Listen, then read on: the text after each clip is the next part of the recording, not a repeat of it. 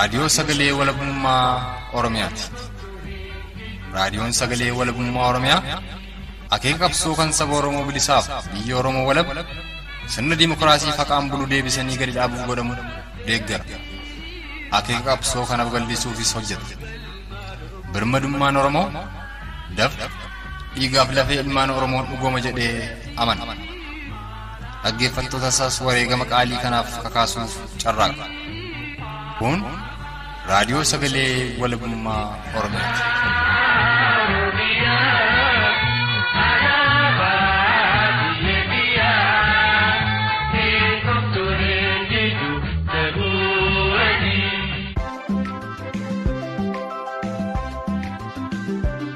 Sagantaan tamsaasa kallattii raadiyoo sagalee walabummaa Oromiyaa kibxata fulbaana bultii 7/2021 eegale turtiin keessan nu waliin haa ta'uuf kan isin hawwatu ammoo ana xiiqii dhugaasaati anis anaa dhufu jedhee yaadda.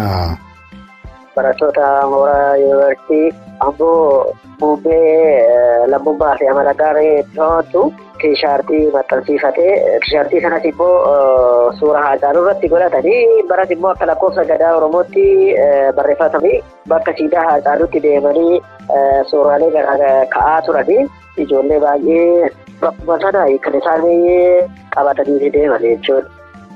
Biyya ofiirra kan jilbiifatee biyya irratti eebuuf gaacheen dhakaachaan mootummaa gabroomataa ofirraa yoo fonkolchite wallummaan biyyaa si baasee akka qeerroo fi qarree Oromootti biyyaa bahuun gabrummaaf saaxila dhiibbaa gargaarsa saaxila biyyuma ofii keessatti wareegama biyya abbaa keessanii jiitu.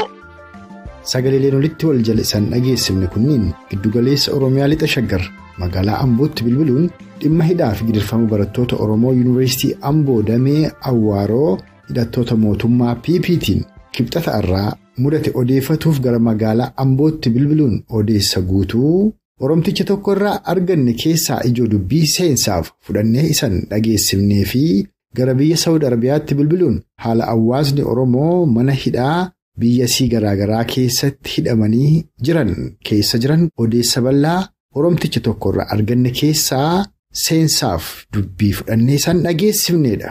Guutuun odeessaaf mariilee Oromoota lameen kana waliin tolfanne sagantaa kana keessatti saniif dhiyaata. Turtiin keessan ammas hagamaa'ee kuffii keenyaatti nu faana atoon irra deebi'ee isan hawwataa dursaa gara giddugaleessa Oromiyaa lixa Shaggar ona Amboo magaalaa Ambootti bilbiluudhaan hidhaaf gidirfama barattoota Oromoo Yuunivarsiitii Amboo Damee Awwaaroodhaa fulbaana bultii 7/2021 kibxata arraadhaa loltoota mootummaa Koloneel Abiyyiin mudataa oolee irratti odeessa Oromtichi magaalaa Amboo irraa arganne san dhageessisuun kan afettis tarkaanfannaa itti dhiyaadha.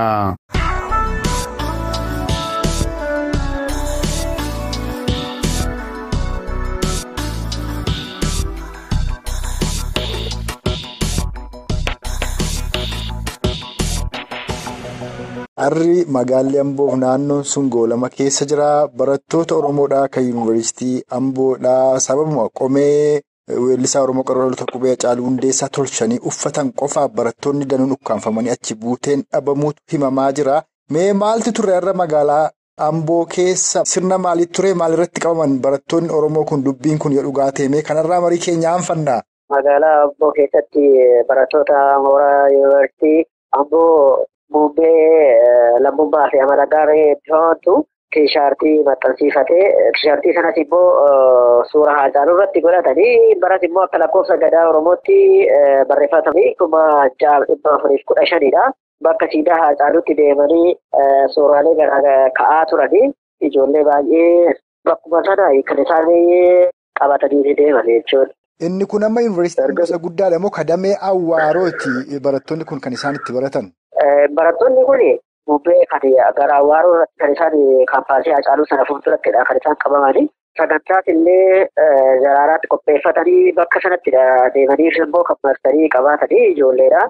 Sanaa booda ijoollee akka koreetti qindeeffamanii qindeessaa turan jiru nama afurii jechuudha. Akka buufata poolisii sana deemanii boodadha kan ijoolleen warra kaan gadhiifamanii ijoollee isaan kun ammaallee isatti akka goran maal akka ta'an waan beekamu hin jiru. Kun immoo barteeruma ta'ee bakka nageenyi jirattis bakka nageenyi jirrettis waan kana sana jechuu dandeessu hin qabu. Bakka hundumadha jechuudha. Bakka itti Oromoon nagaa argatutu dhabame nagaa Oromoo si jiru.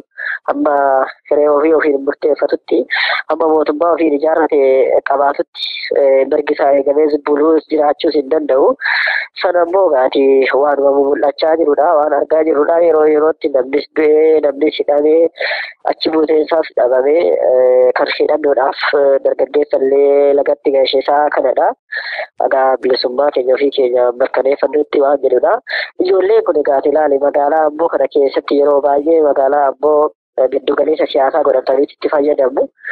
Bakka kanatti seekuriitiiwwan garaagaraa akka dandeettiitti fidanii keessa faffacaasanii asittis kan ijaarratan jiru. Humni nageenyaa gosa garaagaraallee as keessa guutee akka jirutti jira. Kana bira darbee namni tokko waan kana keessa abbaa kana siin jiruuf abbaa sana siin jiru waan walii beektuu miti jechuudha. Waan agartuu miti adda baastees waan beektuu qabdu. Kun immoo ni ulfaata jechuudha. Baay'ee ulfaate baay'ee rakkisaas ta'eera. Ijoolleen kunis bakka kanatti qabamuun isaanii maaliif Oromummaa agarsiistanii maaliif ofiin boontanii maaliif ofiin of gabbistanii maaliif eenyummaa keessa calaqqisiistanidha malee kuni maaliif Oromoon waan jedhamu kana maqaa dhooftu waan jedhamudha malee waan wal fakkaataan waan akkasii kun naannoo yuunivarsiitii Finfinnee fuuldurattis godhameera jechuudha. Isaan immoo kan seeraan iyyuu labsamee hin jirre kan seerarra iyyuu hin jirredha. Kan isaan fayyadamaatii turan jechuudha. Isaan ittumtuun dubbannee akka barbaadan sirbanis akka waan barbaadan jedhanii yaada isaanii ibsatanii deebi'anii galan jechuudha. Kuni maaliif kan Oromoo kun kan jedhu waan jedhuufi namaaf hin galu jechuudha. Uummatuma kana cabsuudha, Oromummaa cabsuudha waan ta'eef barattoota kanas bakka isaan jiranitti cabsanii bakka isaan jiranitti qabanii gammachuu isaanii ibsatu maaliif jireenya mooraa keessatti dabarsan sana maaliif haala kanaan ibsatu waan jedhudha. Jiruu biyya kanaa keessatti seeraaf seeraan wanta akkas jedhu kun hin turre garuu kan Oromoo kun seerichis hin hojjetuuf ta'uu lammii biyya kanaa miti ta'uu waan dubbisaa waan namaa galuu miti jechuudha. Kanaaf magaalaa kana keessatti barattoota sana qofallee otoo hin taane namoota hedduu bakka hedduutti adamsanii qabuun as buutee isaanii dhabamuun ni mul'ata. Har'umallee waraana naannoo garaagaraati fe'anii bakka kanatti olii gadee keessa oofuun illee ni mul'ata jechuudha. Kun hundumti isaayyuu Oromummaa balleessuudhaaf Oromummaa cabsuudhaaf kan kaayeffatanii adeemudha. Kan ammoo uummatas ta'ee qeerroos ta'ee waraana bilisummaa Oromoos ta'ee addunyaa guutuun argaas waan jiru hubatees waan jiru taa'ee ilaalaa kan hin jirredha jechuudha. Hundumtiyyuu bashiree ofii murteeffatutti deebi'ee ni falmata jechuudha. Kaleessas harkuma duwwaa falmatee har'a ammoo harka duwwaa iyyuu otoo hin taane waraana bilisummaa Oromoo faana jira waan ta'eef mana manatti galeera waan ta'eef handhuura jalatti galeeras waan ta'eef kun uummanni kana hunduma isaayyuu hubatee waa kana ofirraa cabsuudhaaf ofirraa buqqisuudhaaf ofirraa balleessuudhaaf hiree ofii murteeffachuudhaaf Oromummaa isaatiif jecha biyya kanaaf eeguu biyya kana tiksuudhaaf jecha wal ta'ee wal taasisee waliin tarkaanfatee sirna kanallee ofirraa buqqisuu haga danda'utti falmachuu qabaadha. Sun immoo waan yeroo xiqqoo fi yeroo muraasni waan hafteedha. Humni cimaa jira akka kaleessaa harka duwwaa qeerroo qarree qofti waan lolee miti har'a humni jiru jira waan ta'eef uummanni isa kana abdii godhatee jabaateetuma sirna kana ofirraa buqqisuu qabaadha jedhaniiru. Mee Amboon qabsoo bilisummaa Oromoo kana milkeessuu fi hawaasni Oromoo naannoo sana akkamitti jabaatuu qaba obbo Akkamittiin jabeeffatuu qaba? Amboo fi qabsoo achi dhufteerumarraa eegalee adda baastee ilaaluutiin dandeessu waa'ee Oromoo fi waa'ee Amboo kana jechuudha. Dhiiga isaatti cabsee lafee isaa itti cabsee dhiiga isaa dhangalaaseeti.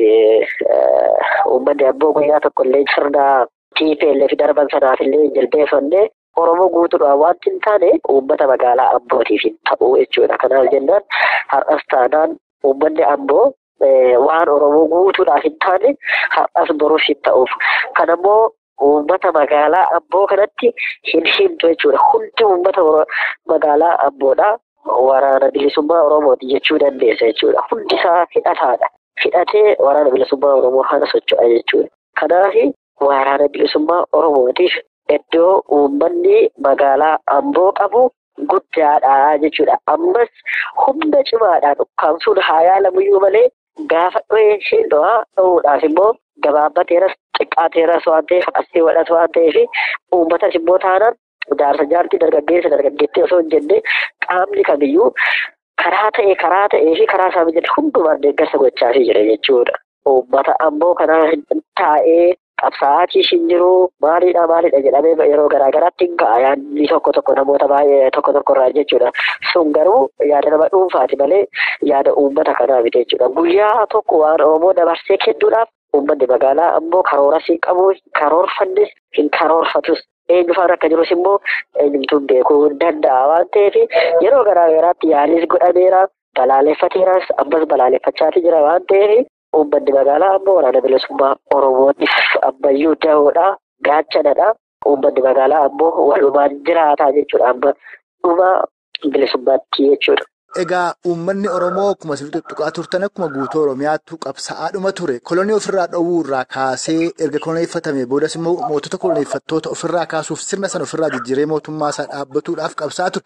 Haa ta'uti namoonni hayyoota jedhaman hooggantoota jaarmiyaa siyaasaa jedhan qaama hawaasa Oromoo keessaati warri dhageetti qaban waa'ee impaayera dimookiraatessuudhaa yeroo isaan itti dubbatanii fi osoo Oromoon gabrummaa hamaatti deemaa jirtullee yeroo isaan itti bilisoomte jedhanfaatu ture. Dogoggorrii fi irraagorri akkasii deebi'ee akka hin dhumnee fi galmi qabsoo bilisummaa Oromoon maaliif aarsaa baasaa ture? Arras maaliif aarsaa baasaa jira? Impaayera Itoophiyaaf Oromoon waliif maali? Mootummoota darban sirnoota darban ofirraa fonqolchuudhaaf seenaatu hima. Ani umuriin nama xiqqaa ta'u seenarraa waa hedduu dandagaa jechuudha. Uummata kana sirnoota jiran kamiyyuu ofirraa cabsuudhaan waan dangoone hin qabu, waan taasifne hin qabu. Taasiseeras godheeras ofirraa cabseera ofirraa ari'eerasii jechuudha. Borus ilma ari'ata ofirraa. Uummanni yoo biyyoo taanaan kan falmuuf bilisummaadha. Garee ofii murteeffachuudha. Bilisoomee hafuu qofa otoo hin taane gammadummaa isaallee jechuudha. Amma argatutti ni falma jechuudha. Falmeerasii ni falma, har'as ni falma, borus ni falma jechuudha. Amma birmadummaa isaa mirkaneeffatu. Birmadummaa fi bilisummaan garaagara. Hayyoonni garaagaraati illee yeroo garaagaraatti bilisoomneera jedhanii haasawaa kan turanii fi birmadoomneera kan jedhan sun garaagarummaa ni qabaata jechuudha. Birmadummaan garee ofii murteessite mootummaa ofiiseetii filattee wanta kamiyyuu gaafa kan keetii qajeeltee baatee gaafa bultee sanadha waan ta'eef jechuudha. Garuu immoo bilisoomeera jechuun yaada kee ibsachuu gaafa dandeesse gaafa walitti qabamuu dandeesse sana bilisoomteetta jechuudha. Sun maalirraa ka'eeti sochiiwwan yeroo darban keessa waggoota 3 darban keessa jechuudha. Socho'amaa tures keessa bara Jawaar fa'aa galatee labbaan sochii inni itti godhee tiim lammaa jedhamee wanti inni godhame suni sochii sirrii ture namatti fakkaateera. San keessatti bilisoomne jedhanii ammas taanaan bilisummaa fi birmadummaan garaagaraa hanga ammas irra deebinee bilisoomnee birmadummaa keenya mirkaneeffannutti hamma birmadummaa isaa mirkaneeffattutti uummanni kun ni falmaa. Uummanni kun dhiinuma qabsaa'aa jechuudha. Kanaaf galbi keenya birmadummaadha. Galbi keenya bilisummaadha. Handhuurri keenya finfinneedha. Hiree ofii murteeffachuudha. Mootummaa ofii filachuudha. Dimookiraasii sirrii isa dhugaa isa qajeelaa sirna gadaa jedhu sanaan buluu danda'uudha jechuudha. Hamma sanattidha kan inni deemuu dandeenyu, hamma sanattidha kan nuyi tarkaanfannu, hamma sanattidha kan nuyi dhibuus dandeenyu jechuudha. Kan amma dhageessan kun dhimma jedhamu barattoota Oromoo Yuunivarsiitii Amboo Damee Awwaaroo fi haala hawaasni Oromoo akka waliigalaatti giddugaleessa Oromiyaa lixa Shaggar magaalaa Amboof naannoo sunii keessa jiru irratti odeessa guutuu Oromticha magaalaa Amboo irraa arganne isaan dhageessifnedha. Kanatti aansuudhaan immoo gara biyya Saawud Arabiyaatti bilbiluudhaan dargaggoo Oromoodhaa haala garaagaraa biyya keessan mudatuudhaan yeroo ammaatti biyya sun jiraataa jiru. Biyya san keessaas poolisa biyya sanii dheetuudhaan gaara keessa ka jiraataa jirurraa haala hawaasni Oromoo magaalota biyya Saawud Arabiyaa garaagaraa keessatti argaman keessatti hidhamuudhaan gidirfamaa jiran irratti odeessa bal'aa arganne isiniif dhiyeessina. Sunis muuziqaa ce'umsaa kana booda eegala.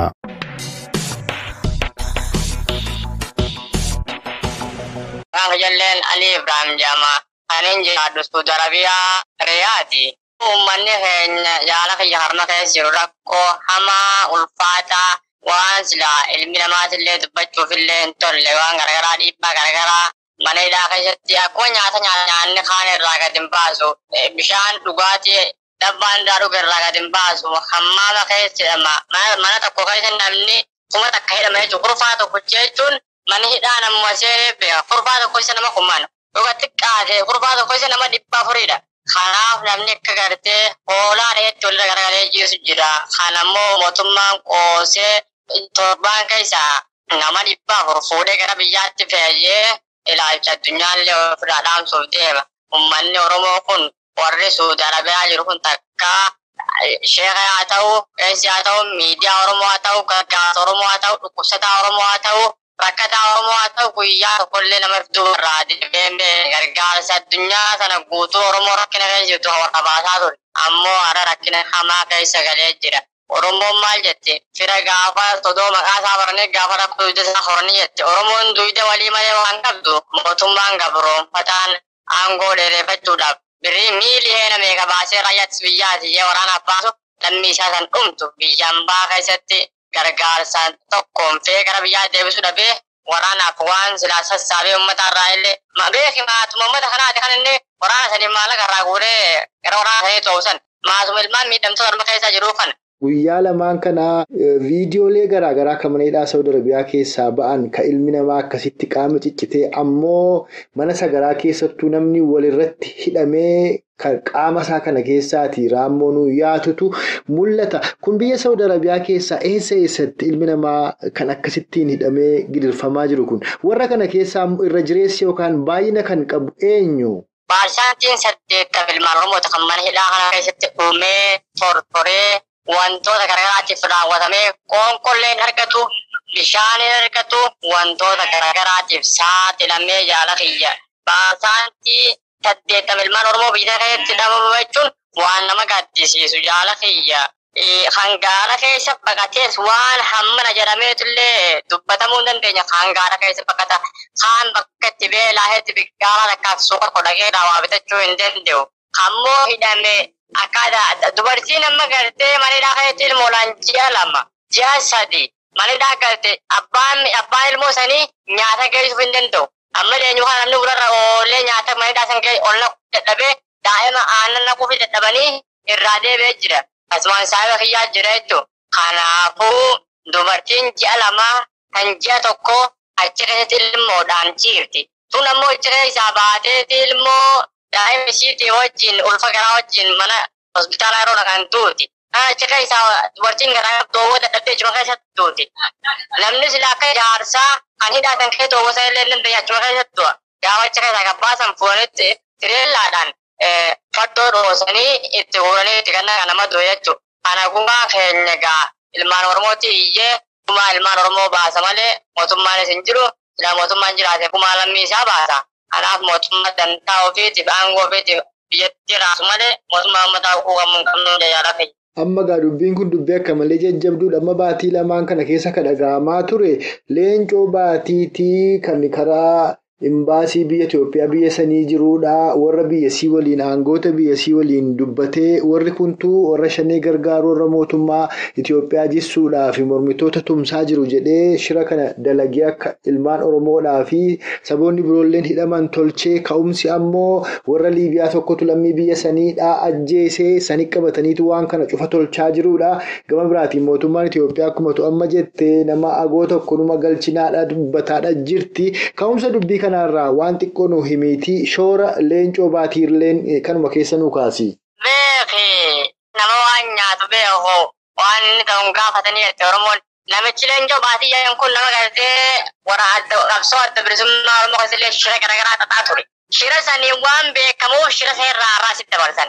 Uummanni Suudi Arabiyaa jiru kun akkammoo silaa qabsoo waraana bilisummaa Oromoo san gargaaru waan hubateef mootummaa gabroonfataan waan san irratti kan dhiibbaa godhuuf kanummaan lammiilee Itoophiyaadhaan manidhaatti ugguree manidhaatti mootummaa qabsiisee shira kana yaaddee akka namnichi keessatti ilmaan Oromoo 1000 dhuman kan godhu jiru. Ambaasaaddarri mas keessa silaa jiru kan silaa sira muudame leencoo baatii namichi kun xiqqaatullee daafuraa keessa biyyalaa waan tureef waan qabsoo Oromootillee hubatee waan qabuuf qabsoo Oromoo san dhaamsuudhaaf ilmaan Oromoo 1000 manidhaatti guuree namnummaa asitti adda bujjurmaa'u leencoo baatii. Tokkoffaan kanummaa ilmaan Oromoo sin nyaatu jiru leencoo baatii. Namni lammii keessaa dhalate ummata keessa dhalate namni obboleettii qabu namni obboleessa hojii dhalatee jiru ilmoo lamaa tamanidhaa keessatti daa'ima ji'a tokko kan ji'a lama dubartii ulfaa fuudhee manidhaatti mootummaa guyyaa tokko jaala kiyya namni taa'ee laalu namni obboleettii wajjin dhalate qabu obboleessi qabu kanan laalu. Inumaa namichi wanni asitti ramadamee fi hin baay'isatti wanni as taa'uuf ummata kana kumaatama manidhaatti warra fitu jiru tokkoffaanis gabaabumatti siilsaadhaa dammalee kan jetti Oromoon mootummaa kanarraas wanni hin jirtu warra inni ramade konsilaasiidha kanarraas wanni hin jirtu yoo danda'amte miidiyaadhaan iyyuu miidiyaalee gurguddaa addunyaa irratti baasu danda'aman dhiibbaa imbaasii mootummaa Saudi Arabiyaa kan Ameerikaa jiru Waashintan DC sanni gadi bahanii hiriirratti bahu malee furmaanni takkanumaan jiru mootummaa haraas waan eenyuus hin qabnu jaala kiyya mootummaa Oromooti mootummaa naftanyaati kanaaf mootummaa gabroomsarraa wanni eenyuus hin jirtu ilmaan akka bineensaatti akka hoolaa reetti walirra waadamaa jiru kanaafillee akka nu iyyitan jennaa. Gidirfama mootota koloneeffattoota Habashaa darbaniif kaammaatiin isin mudateen biyyaa baatanii qeerreeleen Oromoodhaa amma akka biyya keessa jiran illeen rakkoolee akka biyya keessaa dheetanii akka furmaataatti biyya ambaatti baqatuun dhiibbaan isheen qabdu kan irraallee nu himta qeerroof qarreen maal godhuu qabu irrattillee ni dhaammatta waan waraana bilisummaa Oromoo wooboo irraalleen waan dubbatuuf heetu yoo jiraate akka dubbattuuf asumaan irreesii kenneen gaaffiin qaban gama koon asirratti obbaasa. Biyya ofiirra gajjilbiifattee biyya irratti eebuuf gaacheenaaf dhakaachaan mootummaa gabroonfataa ofirraa yoo fonkolchite wallummaan biyyaa si baasee akka qeerroo fi qarree Oromootti biyyaa bahuun gabrummaaf si saaxila dhiibbaa gargaaraas si saaxila biyyuma ofii keessatti wareegama biyya abbaa keessanii jiitu biyyiin umma keessa jiru tun biyya samiif dachii wal fakkaatu biyya Oromiyaa jiitu san qabna seeratti wareegama xiqqaattee guddattee waraana bilisummaa Oromoo waboon bosona keessira achi deemaa makamaa dadhabdeen qabeenya biyya irratti haa fincila hiriira baa mootummaa gabroonfataa ofirraa fonkolcha biyyaa ta'e irraa hin bayna biyya kan gaafa mootummaa firaa jirtan humni diinagdee biyya kan jijjiirus isumaa biyya namaatti kan deemne biyyaa bahuun dhiibbaa gargaraatiif dubartoota haa ta'u dhiira haa ta'u wantoota gargaraatiif ulfina gargaraa keessatti keessummeessaa waan jiru ammallee uummanni keenya kan oolaanii gubbaarra jiru illee akka waan biyya tana keessa jiru hubattanii gara sodarbaadhaa kan imalleen jaa asumaan dabarsaa ilaamsa qeerroof qarreef inni waraana bilisummaa Oromoo waboon jabaattee goleelee hundarraa akka ibsa baasee mootummaa kanatti illee jabaatee itti deemu jira. Uummanni Oromoo immoo kan addunyaarra jiru gargaarsa waboo cinaa akka dhaabbatu uummanni Oromoo goleelee hundarraa ol ka'ee waboof gargaarsa akka godhuu jenna. Ammoo kanarratti ayoonni wabootillee yeroodhaan ibsa uummata keenya akka kennanii jaala kiyya waan irra jiranii yaadallee akka uummata keenya beeksisan yaadni hooggantoota waboodhaa barbaachisa. Yoo xiqqaatee haalillee mijaa'uu fide jaarraa ijjaatti illee akka yaada gartee kaayyoo waraana bilisummaa Oromoo irra jiruuf tarkaanfii isaallee barbaachisaa waan ta'e uummata keenya gadi baasanii akka himaniin barbaadu.